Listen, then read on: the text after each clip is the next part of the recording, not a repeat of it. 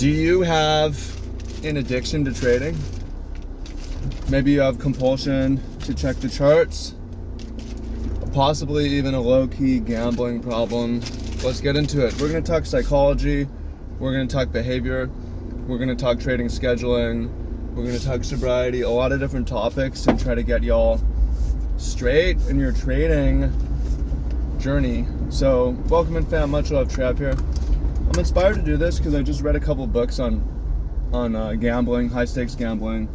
I read The Setup by Dan Bilzerian, and then I read Molly's Game, which is about the high stakes poker world, and just seeing and hearing about people with gambling problems and compulsion and why people gamble and so on. Reflecting on problems in my own experience trading, and knowing that a lot of y'all suffer from the same issues. So let's talk about it. Where are we today? Passing Makaha Beach, on my way in for a tour. I'm picking up a family of 4, and I'm taking that family of 4 on an adventure to North Shore Oahu. I'm taking them to a waterfall that you can swim in, and then I'm taking them to a beach you can cliff jump from, and then I'm going to take them on a ridge hike. Take them to see some turtles, take them to a food truck. That's my touch grass job outside of trading, which I'm looking to expand. It's really important. It's super unhealthy to just trade for a living. It's super bad to have too much time. Trading doesn't need to take that much time. The actual execution of it is probably better that it doesn't, as we're going to get into it and discuss. So, yeah, and I mean, for today, they paid me. I'm going to get paid like $550 for a day's work. So, I'm not telling you, I'm trying to sell y'all, get a different kind of job or a different kind of business. There's other ideas than trading. Trading isn't a good way to make money from nothing. It's also the fastest way to lose money, as we see people blow up, is the reality. I told you about my friend who lost $1 million, lost everything, and blew up all his friends' trading accounts who were copy traded to him, and I haven't heard from him since. I told you about the guy who I met for dinner out here in one of the condos who blew his $600,000 savings, downsized his life, right?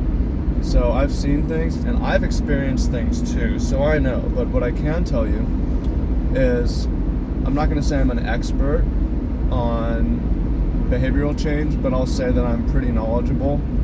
I grew up around recovery, 12-step programs. I watched people recover.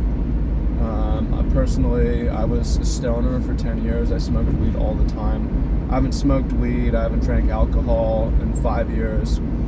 I haven't had caffeine in 5 years, but I still struggle with my phone, and I still struggle with trading, and I have certain tools and things, and we're going to look at it.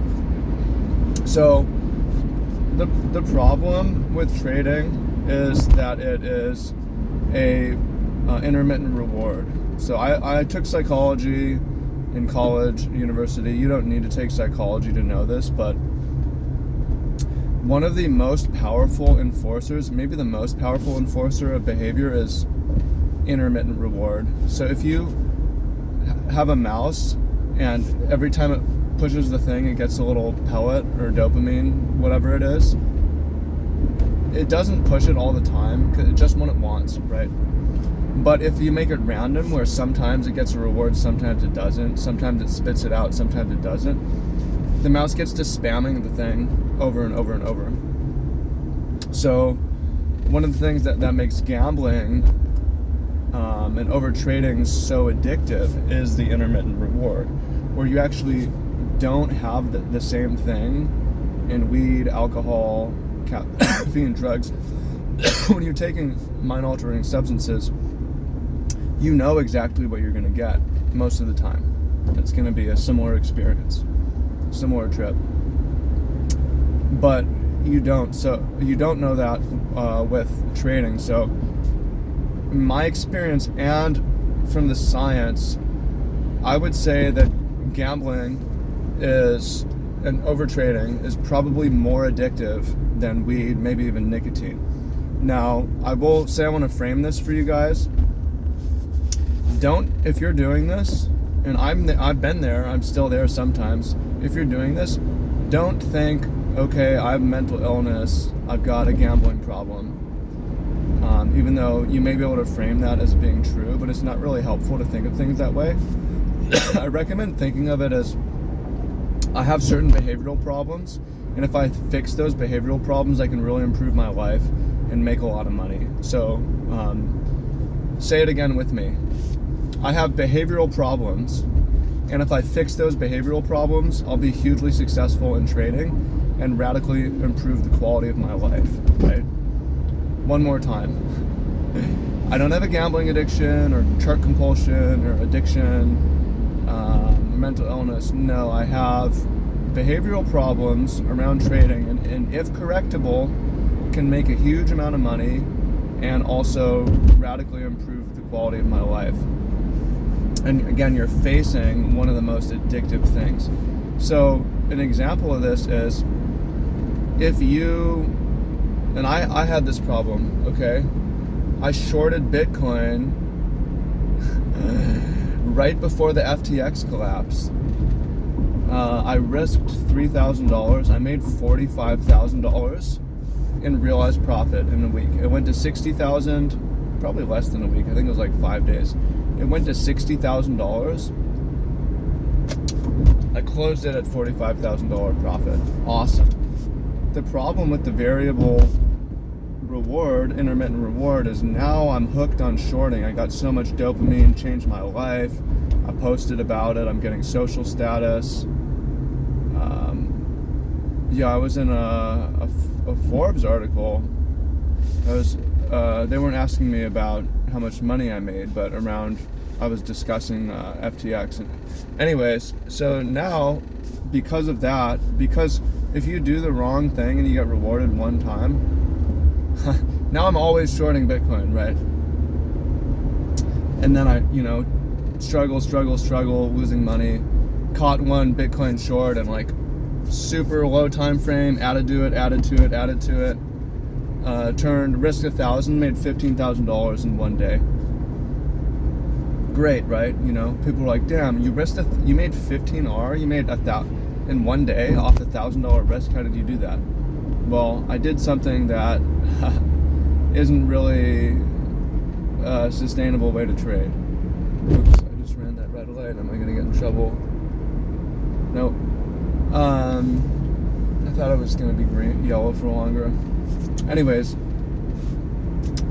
you have things like this happen where you do the wrong thing, and I would contest that historically it's been the wrong thing to short Bitcoin. Obviously, there's been several major downtrends where it's negative 80%, and you can make money on the short side also when it chops, but it's much easier to buy a low price and just sit in it and wait, right?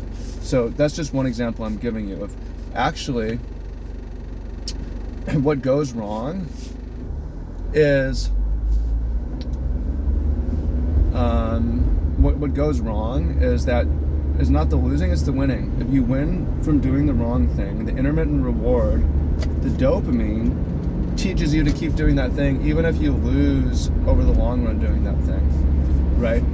And also the way it is you get rewarded whether you win or you, even on losing trades, because what happens is you see a possible setup, your brain sees a pattern, you see an opportunity, you think about how much money you can make, you put the trade on, the trade initially goes in your favor, you're getting dopamine reward, the trade starts to move against you, now you're afraid, you close the trade at a loss, now you're relieved. So you're getting rewarded for losing behaviors. You're getting rewarded for losing behaviors as well as winning behaviors. Because even on a losing trade, you get the hope, you get the dopamine, you do experience stress and fear, but you experience relief at the end after closing it because it's over. So this is why trading is so hard, right? There's no reason why. I mean, that's the reason why most people lose, and that's the reason why so many people blow up. It's not that trading is super hard. It is super hard, and it is super competitive, but it's our own fucked up brains in the way that the randomness of the market triggers our brains. So what do? I'm going to give you guys some a series of ideas of how to fix this. But for one, you need to be hyper aware of your behavior, and you need to have success in changing your behavior. This is why I tell you got to quit smoking weed, smoking cigarettes, vaping, drinking alcohol, energy drinks, all of that. If you don't have success changing your behavior on that, it's going to be hard for you to have success changing your behavior in trading, right? So if you're driving and you're on your phone and you're looking at the chart, or you're at work and you're supposed to be working and you can't not do your job because you're looking at the chart, and you put on some trade you shouldn't have and you're stressing, it's a behavioral problem, and it's fixable, okay? So I'm going to give you a number of ideas. The first place to start is acknowledging and recognizing, like, okay, again, I said before, I'm not addicted. Say this with me. I'm not addicted. I don't have a gambling problem. I have certain behavioral problems that, when fixable, will become super profitable and enjoy success. So what are the correct behaviors? We'll talk about the correct behaviors and how to get there. So the correct behavior is, first of all, you want to do trading behaviors that over the long run will be profitable. So here's a key thing. There's always uncertainty in the market. You're always going to be uncertain if this trade will win. But you don't have to have uncertainty over your behavior. What I mean is, you can know, because of computer backtesting, which, by the way, check out our system. It's a whole platform for computer backtesting, some simple systems, but you can have computer backtesting that tells you exactly what to do, and then if I follow these behaviors, I will get paid. And what that does, it takes the uncertainty out of your actions. So you're still going to have uncertainty in the market, but you're going to have certainty about what to do. Now, the problem is, almost all you watching, I'm guessing, unless you're in my private group or you're in a rare minority, you don't have really solid computer back-tested system that tells you exactly what to do. Therefore, you not only have uncertainty over the market, but you have uncertainty over your own actions. That's double uncertainty, and that's when it becomes unmanageable. And now, also, you become a lot more susceptible to random intermittent reward, where something good happens, and now you're hooked on doing that thing, even though it's just random. So it's pretty terrible when you have unknown in the market and you have unknown in yourself, and you're in a trade. You start a trade that you weren't sure if you're supposed to do. Now you don't know when you should take profit, when you should have a stop loss, and that's what leads to, if I'm not sure what I'm going to do, I'm just going to react. I'm going to stare at the chart, and I'm going to be greedy and add to the position as it moves in my favor, and I'm going to get fearful as it moves against me and it hits my uncle point. I'm just going to exit. And the uncle point is always the bottom of the retracement, right? How many times have you done that where, okay, I'm surviving, but it went against me and I exited, and now it's just back in my favor, right? So this is what happens when you have uncertainty in what you should do. And you gain certainty over what you should do by computer testing. Computer testing is not enough to change your behavior, though. Changing behavior is very difficult. And I'll tell you, the key to changing your behavior for the positive is bad things happening to you. Just like oftentimes the thing that screws up your behavior is something good happening that shouldn't, right? I made $45,000 shorting Bitcoin. Now I want to short Bitcoin all the time, right? Something good happened. Changed my behavior for the worse. I'm going to tell you that something bad happens can change your behavior for the better. So let me give you some personal examples. And I'll tell you though, I've been in there where I'm losing money, but you need a low moment to change, like a really low moment. And this is the rock bottom moment. This is when people get sober as well. I've seen them. They do something fucked up. They do something terrible. Something terrible happens, and they say, man, I need to change, right? I'm going to die. I'm going to lose my life, whatever it is.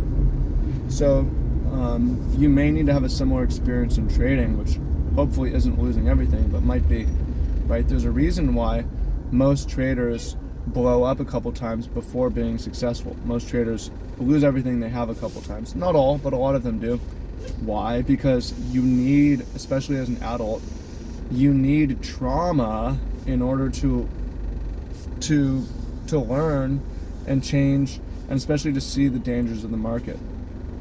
So one example is, I get into phone trading and phone charting at times. And I was on a tour out here, and I had a couple, so I was making like $250 for a day. Not too bad, but, and also because I'm loving what I'm doing. I'm going to a waterfall, I'm going hiking, I'm meeting some new people. And I was in a short trade, and I started checking on it, so which is distracting me from my job. And I'm watching it go against me. Finally, I can't take it anymore. And this is like a swing trade too. So it's going against me slowly. And I cut the trade at $1,000 loss. And what ends up happening is I check 30 minutes later, it was a short, and it's straight. And by the way, this is a trade I'm supposed to take. I have data on it. It's a good trade. But it goes, I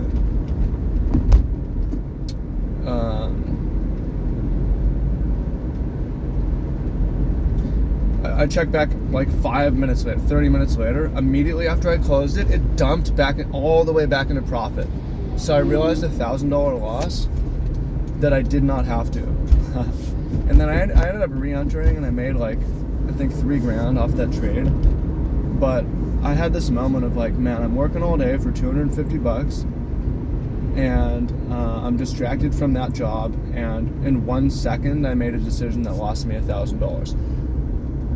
And the next day, walking in the morning, I'm like feeling so hungover and depressed about it, even though I made money off the trade, because it's a low moment, and the low moment brings about change. So since that happened, I haven't been doing phone charting, I haven't been doing phone trading. I've got TradingView and Twitter blocked. I have an app that blocks them. I've uninstalled my VPN, Mexi, KuCoin, and there might be times to phone trade again. We'll come back to scheduling, but I'm in the habit of just deleting all the apps and blocking everything. And it's been weeks, and it's like never again. That was never again. Now this week, I was up super nicely on the month in crypto, and I had the idea that I was going to come in and I was going to trade funding rate trades. And I know there's something there to funding rates. The problem is that I haven't computer tested it. So while I know that there's an edge to funding rates, I don't know exactly what it is. I don't know exactly where I should enter. I don't know exactly where my stop should be. I just have an idea. So on Tuesday and Wednesday, both days, I took funding rate trades where it's like, this is the most shorted coin in the market today. People are paying 1% every 8 hours just to be short. let me just long it, blind long it. And both times,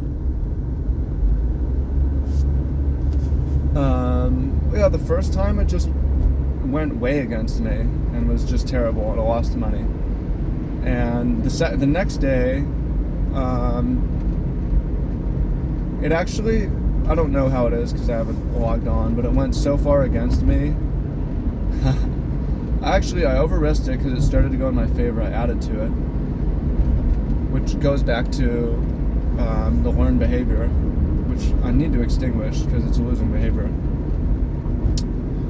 Then it went against me and wicked through what would be a good entry. Didn't hit my stop, but my risk was so big. I said uncle and I exited. Took like a $1,500 loss, and then when I logged off, it was back to break even. That said, even if it was break even, I don't know what my plan was supposed to be because I don't have computer model. I don't know. I just had a basic idea. So that's a super low point as well, where it's like, you know what? I have computer back testing, and it's slow, but I have the ability to get other things computer back tested. What's the rush? I can get the funding trades computer back tested. Let me leave it alone, man. Let me leave it alone. So yeah, let me not ever do anything again that isn't have some edge. So what I do that have this edge, my computer system, I have a system. It works the same on all the main assets, but all I need to do is trade the close for. Now we're going to talk about scheduling and some different tools. I have this system and beliefs. I have this system that it trades the close or the daily open. The signal's on the daily. That's 5 p.m. Eastern, which is 11 a.m. this time. Then it's closed from 11 to noon, so I can also take the trades at noon. But the stop loss is 3.4 ATR, so it's really not time sensitive. I can even come in the next day a lot of the time and it's okay. So I have that. And then I have a similar system on crypto, longs in Bitcoin, ETH, and Solana. The daily close is 8 p.m. Eastern, which is 2 p.m. My time in Hawaii. And I also have a short system that also triggers from crypto at 2 p.m. on altcoins. That one's a little bit more time sensitive because the stop loss is only 1 ATR. So I generally can't come in the next day and would like to get in sooner or later. So in theory, for me, if I were to change my behavior to the winning habits, and this wouldn't make me get rich quick. It's like one of the reasons why we gamble or take unnecessary risk is because it's like, I want to get rich quickly, I want to make money today. That's not a good way of looking at it. It's a good way of just losing what you do have, and you have to think about protecting what you have and only doing behaviors which you know will pay you in the long run. So in theory, all I need to do is check in the morning for the indices, and also I'll know from the day before if it's even approaching any kind of trade point. So I didn't even check this morning because I have nothing. There's no trades. There's nothing to do. It's not near any buy point. And the other is at 2 p.m. I get an alert if there's any trades to be put on. And in theory, maybe if I'm back by 4 or 5 p.m. doing something else, it probably doesn't matter that much if I'm a couple hours late. Probably won't change things that much. But in theory, I should do that and not do anything else. And it frees me. But one of the problems is, for me, is too much free time. I have the tours which are filling it up. But if your life is boring, the allure of the dopamine of trading is even more appealing. If you have a super boring life, it's so powerful. So my goal right now is to make my life more interesting.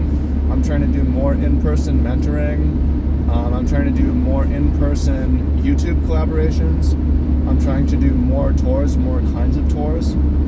And again, I don't need trading to make me money. If I can make, I've got a tour coming up next week that they pay me $850 for one day because it's a larger group. That's good money. So if I only need to do that once a week, and then yeah, I got all the promotions, various things that I'm doing. I don't need trading. Now, let's talk about beliefs and scheduling. So scheduling for me, basically there's no rush. If I know that there's nothing to do on the indices or gold, I can wait until I can go a whole day without checking the charts, because I'll even get an alert at 2 p.m. that will tell me via Discord if I should even check the charts that day, right? So another tool that's really useful is I have my computer lockbox and I have my phone locker. So something that I try to do is try to lock up my phone and lock up my computer when I'm done for the day, which is great.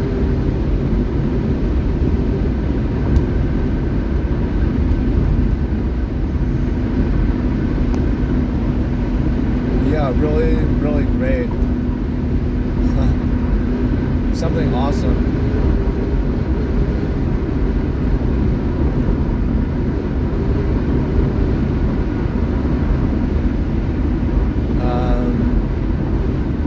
Yeah, but the beliefs of, you just gotta be self-aware and know what's going on and realize that you have behavioral problems and why you have behavioral problems, what the correct behaviors are, and how to drill for them. Yeah, and doing other things with your life. I mean, trading can make your life a lot worse. I don't know that trading has improved my life, honestly. It's been a challenge. It's made me more disciplined over time. It's helped me improve my diet and clean up, and every time that something goes bad and I lose some money, it ends up feeling like a positive. So it turns into a positive later on. Anyways, really consider joining and getting our indicator, getting our system, because it won't solve the unknown of whether this trade works or not, but it will solve the unknown for you of whether you should take a trade or what you should do. So